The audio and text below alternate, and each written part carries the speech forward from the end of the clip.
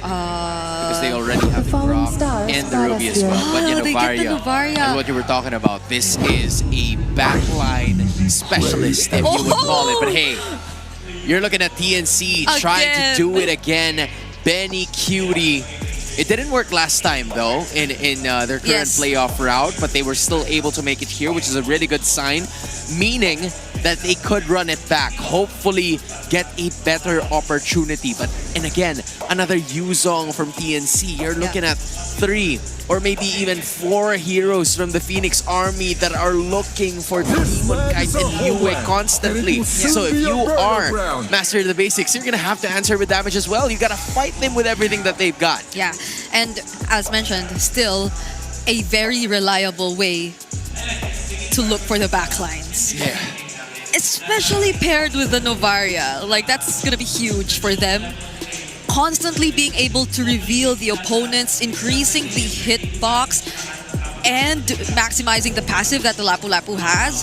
So essentially, if you look at it, it looks like a very aggressive XP laner, but you could help it be a lot more tanky through that. So I'm liking what I'm seeing from both teams so far, especially TNC. This feels like a lineup that can allow them to be very aggressive and similar to what or how they were yesterday. But this is an Aurora that has all their eyes set on activating Demon Kite, and that is something that they fundamentally mastered, and TNC has to find a way to deal with that. For TNC, they have to put their foot on that gas, never stopping aggression, because Aurora has a ticking time bomb in Novaria, and now it's game number 2. Leonaisu, go get him. Thank you so much, Hans. And bring it up real quick. You were wondering about matcha or whey protein. How about matcha or whey protein flavored like matcha? I'll chug that. You'll chug that? I will too. Let's jump into game 2 here for TNC to and Mobile Aurora. Legends. We saw the index, man. I do gotta say, the index is favoring the early to mid game for TNC with this lineup here, and I have to agree with our panel. Benny Cutie, and I'm sure there was viewers too that saw yesterday's games. This is a Cho Benny Cutie. It didn't work the way they wanted to yesterday. We had a lot of questions on some of the way that it was utilized. Maybe it's going to be better here, Leo. I'd like to think so too. Glass half full type-ish, but looking at Aurora, they have so many comfortable heroes. And again, Demon Kite is just getting better and better on these fighters. Yep. That I think there's a wombo combo with this Novaria on everybody. Yeah. Bravest fighter, Landshaker, echoes. I'm offended, echoes. Tech charge Rampart, echoes. Just everything is echoing at this point. And that's what I'm worried about for TNC, because this lineup, especially, again, Benny Cutie, I feel like his job to be able to find a mark or find that back line is going to be very difficult with this kind of composition that Aurora brought to the table. All the more, you know, how I know that Aurora are confident that they're fine, that they shouldn't worry. Not a single Purify surge. Oh my god! They dogpile on 3-bar this early. They answer back in kind. Edward helps to serve up a kill as Demon Kite. They draw first blood. Chatter's gonna be up next. Mount Shark are thrown at the Mamba, and the Mamba falls. Demon Kite smiling with 2 kills to start. Oh, I don't think Zyda, he's a little bit too late to the party, man. Double kill already in the hands of Demon Kite on this YSS. Mind you saw the win-to-loss ratio here. Demon Kite and Edward both monsters on these heroes. There's a big echo as Zyda threads the needle, takes that turtle, and look at this kick, serving up a kill. Down goes Demon Kite just like that. They even the score off camera though. We almost missed it. Demon Kite takes down Lancey. How that happened? Yeah, good question. And just as I was saying it, you know, Aurora had a great exchange up top, but then they get immediately punished. They decided to fight for that turtle. They probably didn't have to. Honestly, they could have probably just given that one up and then readjusted from there. That's what surprised me. TNC, again, very characteristic of how they've played ever since the Season 16 playoff started. Oh my god, a kick! I'll talk about this later! They find Demon Kite! Oh man, my optimism or their naivety. No Purify makes no difference to me, but they seem to be suffering. They are suffering, man, and this is already a better start for Benny Cutie. Now 2 for 2, I'd say, being able to find the right way the Dragon kicks. Definitely off to a better start, but I think even so, TNC is going to have to take this lead that they have themselves and scale up as quick as possible.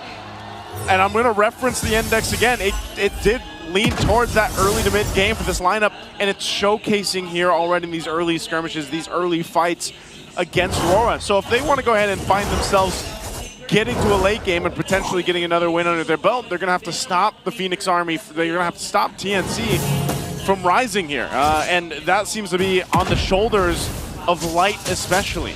Light has to think ahead and see where these Phoenix flashes are going to be coming from, because that's what defined this turnaround. That's what got TNC this 1,000 and growing gold lead. Out of nowhere, they just fight back and said, yeah, no, you thought we were down, but nah, we're okay. And this is, again, I think a lot of people also want to see Lancey, to an extent, on this Lunox have a much better time scaling up and utilizing that burst of damage that a Lunox can bring to the table here. So second Eternal is up. TNC, with the advantage they have, they should get in position for this. Again, this is Expanding Rivers. This is a map that I believe AURORA has not lost on yet. 8-0, if I recall right, 100% win rate on Expanding Rivers. This one is definitely looking a little tough for them, as the second turtle is cleanly taken for TNC. 2 for 2. Zyda is almost 2 full levels ahead of Demon Kite. What happened? It was a great start for AURORA, and now Demon Kite struggling to even keep his own purple. Chakra almost got him there. Oh, okay, yeah, look at the pressure on Demon Kite's jungle right now. TNC, knowing that they have the advantage, they'll continue to press on the wound that AURORA felt after those mistakes in the early game. So now they're dealing with damage control, manage the waves. You gotta remember too, this Novaria does scale really well into the late game. So if that's one thing, and this is what UA, I feel like, likes to do. He likes to opt for those heroes, those mages that are almost a late game insurance policy in themselves. Again, you think about last season, the Sicilian, he was like one of the only few players that picked it up. And even then, even this season, he's picked it up a couple times. UA is a rare breed. One of those players that actually play like him is now a coach for TNC, Etomax, a great range-based mage. The other is AP Brenzone Aqua. So yeah, UA is a generational talent. Maybe he is the key. Maybe the rest of AURORA are struggling so that they wait until UA is ready, but that's not now. The reality is TNC is up by 2,000 gold. This is the best lead that they could hope for right now in this game with this kind of lineup that they have. And at the same time, I'm just, again, I feel like this is on a, almost like on a clock, this lineup for TNC though, because I do feel like that, yes, that amount of damage that a Benny Cutie Cho can pump out, it is going to get a little bit more difficult, unless, again, he finds those windows of opportunity or those timings to be able to get the right targets here. But when we get to the late game and the scaling comes into place, AURORA, I feel like late game will be in that position. I think Benny Cutie running out of time or being scaled out in the late game is the least of their problems. No matter what you do, no matter what you say, a kick is a kick. Yeah. So the damage can come from elsewhere. What I'm worried about is 3mar. 3mar is, on the Yuzhong, is great in the early, but he's the one who's going to sort of lose damage and just become a petrifying machine later on. Yeah, he's going to have to use that. They might use that here. Get this third turtle, they're going to fight for it. Black Dragon form, zoning out. Demon Kite cannot break through. And now that's a 2v1. They got a 3v1. The Mamba obliges them as 3mar gets healed up by the Revitalize. And this 2k gold lead, you feel it, man. It's an arms race. And look, Dominkite getting chased down by Zyda. Now Dominkite gonna fight back. Dominkite falls. Nothing on the board for AURORA. Oh, I think Dominkite thought that he could actually heal a little bit back up there and buy enough time for the team to capitalize on getting a kill on Zyda. That doesn't happen. Dominkite just not tanky enough.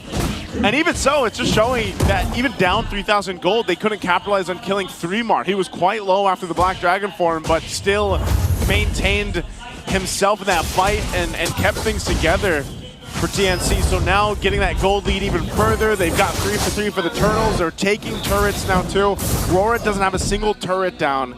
So they're gonna have to figure something out. Let's take a look at the items here too. A majority of the gold lead is between Benny and Dominkite. Yeah. So Dominkite, he's the one they're waiting for. UA is on time.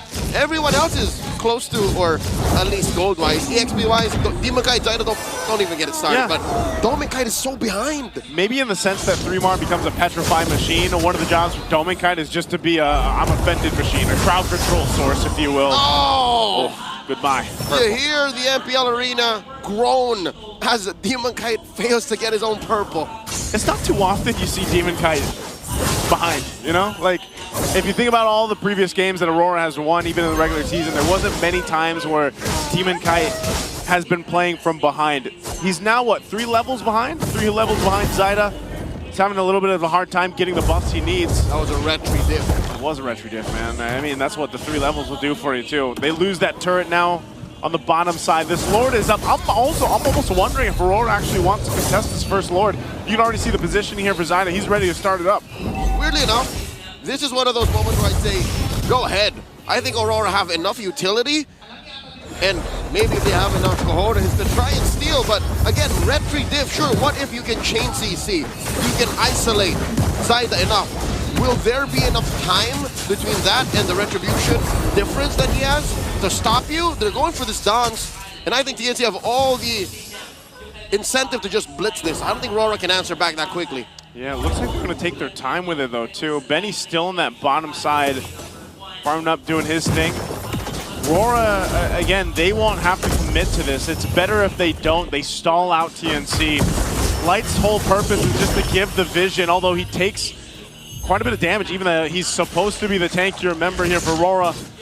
But still, look at the positioning of Domikai, too. He's going to be able to follow Benny. Are they going to be forced to fight themselves? I don't think he was following Benny. I think Benny was following him. Full-on combo. Takes down Domikai 1v1. Ain't nothing there for him to get as TNC do the inevitable and take that Lord. That's a damn you, Benny moment right there if you're Domikai, man. I mean, he wasn't ready, and now the fight on this side of the map, they're going to have to deal with the push coming forward from TNC. Domikai, very difficult. Like I was saying, I think at this point, or even if they get further in this game, it's going to be that sense of I just got to get a crowd control off on TNC. He's kind of been shut down at this point. I mean, again, you pointed out the gold deficit between the gold laners alone. Look at him. Oh, God. 2.3 thousand behind. 2,000, Joseph. That's almost half of this whole damn gold lead that TNC has. I'm saying, man, that's why he's got brute force, Orax. All right, luckily. Oh my God, he gets again! Oh no! Kick, the flicker to the other side. Domikai trying to get those basic attacks in there. Spell ban, but not gonna be enough as Zyda takes him down. As I was about to say, man, glass half full. Maybe they're still waiting for you, and maybe you is still on time. He might be. I think, again, though, you're finding yourself in this situation with these fighter gold laners where if you fall behind like this, you're kind of just, you're not really useful in any of these team fights, and now it's them trying to hold on here. Here we go, the AOG. Chaknu finds no one home, the tech charge, compromising TNC's forward momentum. And now there's a Mount Shocker. Edward falls, holding back the rest of TNC. And it was a valiant effort. Oh my God, Lancey smelt it. And he hit the brilliance right before Yue gets him, and I think that would have been lethal. There we go, it was going to be lethal. In this side of the arena, the Phoenix Army is standing up because of what TNC is doing to the #1 seed team that came into the playoffs here. Again, just a phenomenal game too. They brought in a lineup that shined in the early to mid game, and they haven't let up since. Now almost 9,000 gold ahead against Aurora. 3,000 between Zyda and Demon Kite. Another 3,000 between Benny and Doming. That means there's an unaccounted for 3,000 just spread between the rest of the other roles. So TNC, they're living in the cyber age, while Aurora are just discovering a wheel. Yeah, that's not the tech tree you want to be in, man. You know, like, you're going to have to do something here. They're not even speaking the same language. They're not. The only language they can probably speak here is if they get a tech charge off. And then even then, that's violence. It's like, what do they do? Yeah, I mean, like, do they have enough damage? Because even the base defense that we saw earlier, when they set things up, it just wasn't there for them. Again, it's just not enough. When you have a YSS, you know, you always got to set things up, and then you don't really have that traditional kind of gold laner damage that you could rely on. It's different this time around. I'd say Benny Cutie has definitely shown that he wanted to run it back. He ran it back. By the way, check this out. This is the Infinix GT30. Experience victory for every Madlang gamer. And the Zyda going to set up for this next Lord. This is a big one. I don't think Aurora is going to be able to do anything here, though. That's what Zyda sees as he threads the line between Stone Cold Killer and Wave Manager. So that's what he was taking care of, mid, bottom, just so that this Lord take could be cleaner. Yep. It's clear Aurora don't want none, but they are going to try. Mouth Shotgun was an I'm offended, plus the full-on echoes. They take down Benny! That's a -1! All this while, Zaida secures the Lord. Hey, it's something. It's something. And with that, it's not a whole lot of gold or anything in their hands, but it's something in a way. Well, Aurora now might have an opportunity to go ahead and get this defense underway. They still have, what, it's only 20 seconds for Benny to be back up. So they'll go ahead and delay this push into the base till Benny comes up here. And that's the thing, Aurora, they put in a lot to get someone, and it happened to be Benny. Again, it's not that big of a deal though. They still have a ton of ground to cover here for Aurora. So TNC, Benny's back up. The Lord has already made its way. It's going to charge at the top turret. They're going to go and try to defend. AOG by the Mamba uses it to revitalize here. The turret falls. Look at the damage coming in from Aurora. Might have been short as Edward tries to break that line. Down goes Lancey. Yue finds him. Double kill for the Black Dragon. 3 more deep behind enemy lines. The Half Dragon will be cracking this turret as the way of the dragon still held back by Benny Cutie. Aurora in shambles. Okay, but Aurora, they had to work that. Mind you, Benny wasn't there, but they will clear this out. Demonkai, is he going to hunt for Zaida? Okay, he does it. They clear out the waves. They maintain one base turret down to the bottom side. That's probably the best Aurora could hope for. Even with taking Benny out before that Lord made its way to the base, they still maintain themselves into this game. Now TNC, I'd say they're happy with that. You know, they got a base turret down. They were able to go ahead and capitalize on things, and they also were able to limit test Aurora to see if that damage is quite there yet. And you can still see it's just not. These fights, if they extend, I feel like Aurora is kind of in a troubled position. They have to almost, in a way, whittle down TNC with Yue. I think that's the keyword, extend. They have to make sure TNC stays a little longer, the game goes a little longer, and they've already lost 2 of their extra lives, those 2 inhibitors. So with bottom lane still being here, that's their last hope.